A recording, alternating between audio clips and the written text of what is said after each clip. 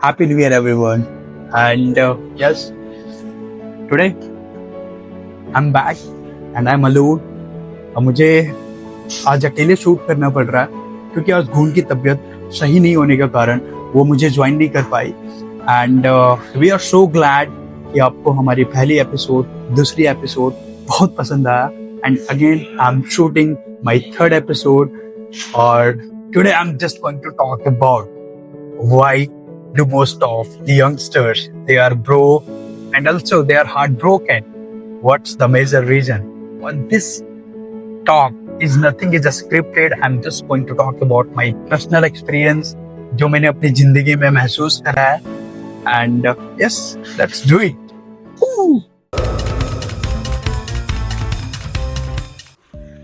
तो आज मैं बात करने वाला हूँ जब मैं आपकी उम्र का था, जब मैं 16 साल का था, 17 का था, 18 का था, 19 का था, 20 का था. तो जो मैंने महसूस करा शायद वो आप सबने भी करा होगा कि why do most of the youngsters they are broke, they are not financially independent. कारण क्या है? क्योंकि जब हम बच्चे होते हैं ना तो हमें बस एक चीज बताई जाती है कि फॉलो योर पैशन. तुम पढ़ाई करो, पढ़ाई करके डिग्री लो, डिग्री मिलने के बाद जॉब के लिए अप्लाई करो and then you will be independent. But in reality it is completely different. जब आप उस उम्र तक जाते हो ना तब तक बहुत सारे सिनेरियो फेस कर चुके होते हो. बहुत बार ऐसे सिनेरियो होते हैं कि आपको पैसे की जरूरत होती है लेकिन आपके पास है नहीं. कारण क्योंकि हमें किसी ने बताया नहीं, हमें हर किसी ने बोला है कि focus on your study, be passionate about getting a job, getting a degree, but they didn't tell us the importance of money. और नहीं हमें कभी रियलाइज हुआ. हमें कभी किसी चीज की जरूरत पड़ती थी, हम क्या करते हैं, अपने घर वालों को कॉल करते हैं, पापा से पैसे मांगते हैं, भाई से पैसे मांगते हैं कि भाई पैसे दे दो, आज बाहर बर्थडे पे जाना है या दोस्तों के साथ पार्टी के लिए जाना है. हम ये करते हैं.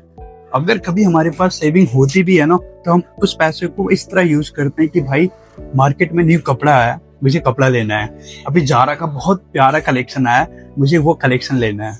राइट. तो कहीं ना कहीं हमारी सेविंग्स भी एक तरफ से वो हट जाती है. कारण ये है क्योंकि हमें कभी भी फाइनेंशियल लिटरेसी दी नहीं जाती है, ना कॉलेज में, ना स्कूल में, और ना ही हमारी जिंदगी में, जब तक आप रियल वर्ल्ड को फेस नहीं करते हो. जब आप रियल वर्ल्ड में आते हो ना तो आपको पता चलता है कि पैसे की इंपॉर्टेंस क्या है. आजकल के बच्चों को क्या है, वो पापा को बोला, पापा मैं मूवी देखने जा रहा हूँ, मुझे 1500 रुपये. पापा भी दिन इंस्टेंट दे देते हैं कि भाई बेटा है, देना पड़ेगा, बच्चा है, बाहर जा रहा है, देना पड़ेगा. बट वो बच्चा को इंपॉर्टेंस पता नहीं है 1500 कितना मेहनत करने के बाद वो पैसा आता है. Literally even till the age of 21 I didn't even realise the importance of money. उसके बाद मुझे पैसे की अहमियत मालूम होना शुरू हुआ. जब होना शुरू हुआ ना देन अगेन कहीं ना कहीं मुझे पता है जब हम 16-17 साल के होते हैं ना तो कहीं ना कहीं एक दिमाग में आता है कि यार घर वालों से कितना टाइम तक पैसा मांगू. अधिकतर बच्चों का आता है, कुछ बच्चों का नहीं भी आता होगा, that's not a big deal.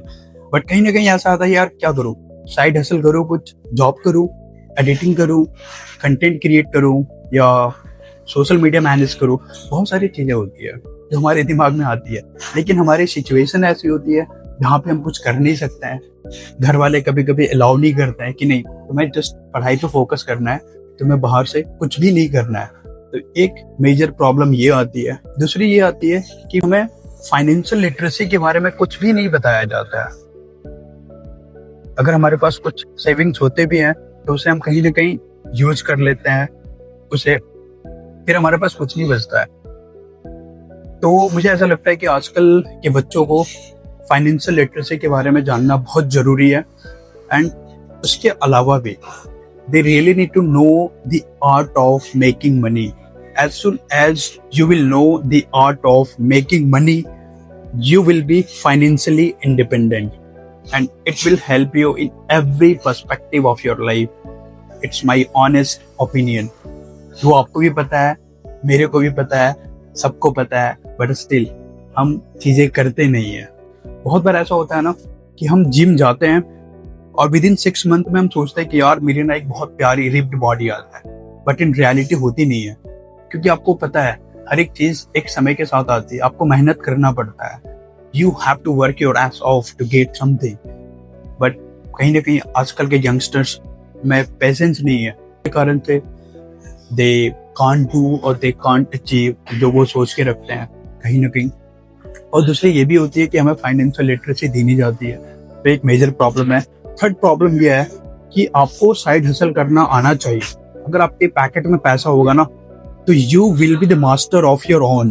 तुम कुछ भी कर सकते हो, कहीं भी डाल सकते हो, कोई भी रेस्टोरेंट में जाके खाना खा सकते हो, कोई भी दोस्त को कुछ भी गिफ्ट भेज सकते हो, तब जब आपके बैंक अकाउंट में पैसा होगा। जब आपके बैंक अकाउंट में पैसे नहीं होंगे ना, you won't have piece of mind, you won't have the relaxation, you won't have the chill. क्योंकि घर वाले आपको 1000 रुपए दे रहे हैं, लेकिन सोच के देखो आप 25-30 हजार रुपए हर एक महीने कमा रहे हो बाय डूइंग साइड हसल। आपके पास एक लेवरेज होगा कि spend more without thinking about कि भाई मेरे पास पैसे तो 1000 ही हैं, मैं क्या करूंगा। दूसरी जो टॉपिक है, अधिकतर लोग पहला प्यार में पढ़ते हैं बट उनकी पहली प्यार कभी सक्सेसफुल नहीं हो पाती है।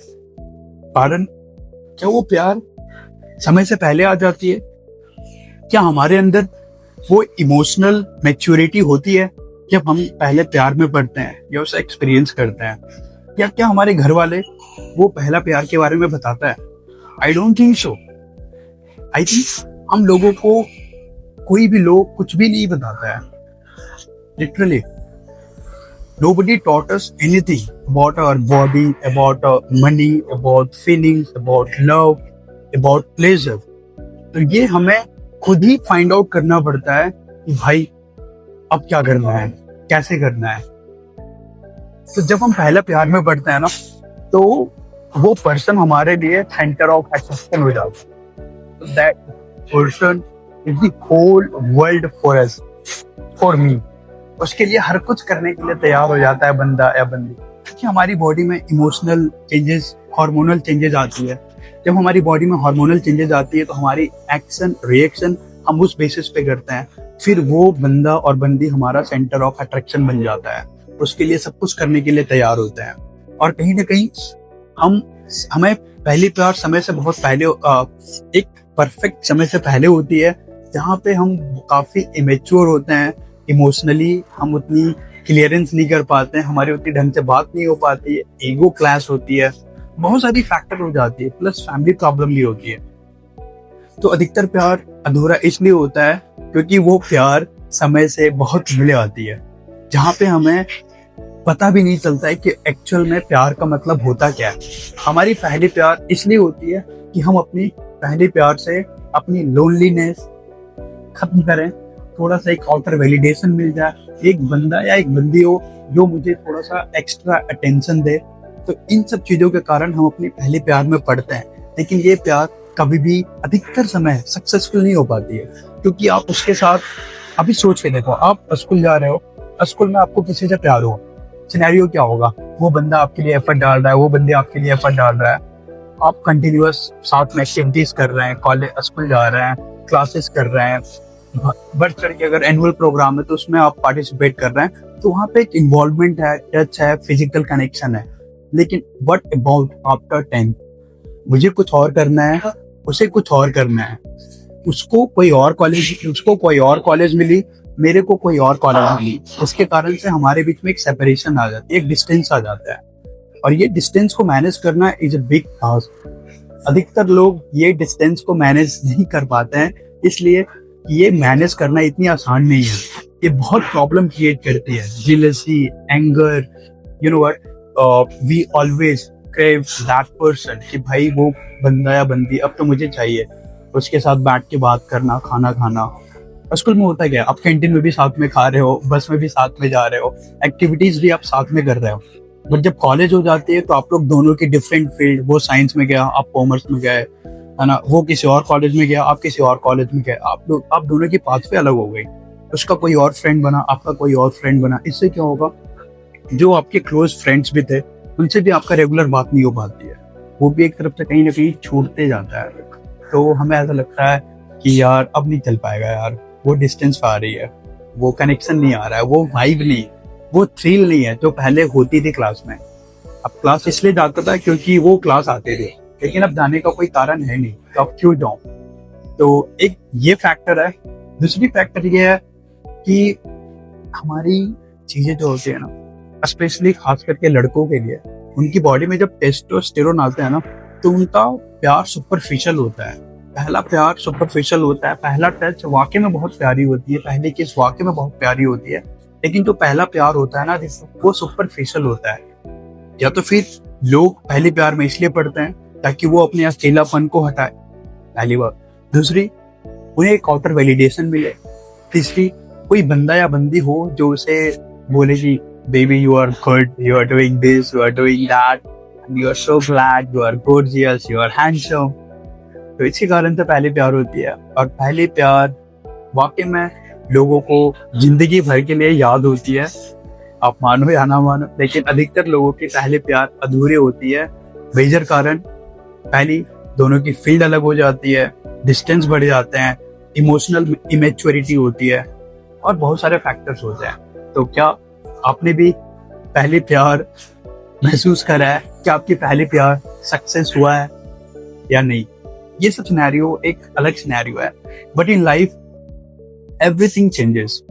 आपके फ्रेंडशिप चेंज हो जाते हैं, आपके खाने की हैबिट चेंज हो जाती है, आप the way you are dressing वो चेंज हो जाता है। Everything, life is all about changing, evolving, growing. तो कहीं ना कहीं हम सब एक सिनेरियो से, एक फेज से निकलकर किसी और फेज में जाते हैं। आप भी जाते हो, मैं भी जाता हूँ। एक न्यू फ्रेंड सर्कल बनती है, नए लोग मिलते हैं, नई चीजें करने को मिलती है, और इस दौरान हमारी जिंदगी कुछ ऐसा ही चलते रहती है, लाइक अ साइकिल। एक छुट्टी, दूसरी मिली, दूसरी छुट्टी, तीसरी मिली, तीसरी छुट्टी, चौथी मिली, चौथी छुट्टी, पांचवी मिली, और यही एक लाइफ एक सर्कल में यूं घूमते रहती है। और इसी को we all call suffering and broken, broken love, financially broken and everything. आप भी कोशिश कर रहे हो, मैं भी कोशिश कर रहा हूँ, हमारी ऑडियंस कोशिश कर रही है। कोशिश करना मांगता है। लाइफ इज ऑल अबाउट कोशिश करना, ग्रो करना। मैदान में वही जीतेगा जो मैदान में आएगा। तो ये अगर आप ये फील कर रहे हो कि I am financially independent, I am heart broken, it is completely fine. सब कुछ बदल जाती है। इवन हमारी बॉडी की हर एक सेल्स हर एक 120 डेज में बदल जाती है। हर एक 120 डेज में एक न्यू सेल्स का फॉर्मेशन होता है, and with in 6 to 7 year हमारी बॉडी की एक कंप्लीट रीजनरेशन होती है। आप भी इवॉल्व करो, ग्रो करो, and yes, you really need to work on some skills. From there you can earn some money, because money is important. आपको भी पता है, आपको पता है, मेरे को भी पता है। तो earn money, be happy, and again happy new year। कोशिश करो, ग्रो करो। आपके पास completely 362 पेजेस अभी भी है जो completely blank है। आप कुछ भी लिख सकते हो। So try everything till the time you know what resonate with that thing। तब तक आप कोशिश करते रहो, चलते रहो, ग्रो करो, इवॉल्व करो। And yes, honestly, we are trying, we are growing, so let's grow together। Honestly, we are trying, you are trying, we are all trying, so let's do it। Let's make this new year a completely new year for yourself। Let's do it।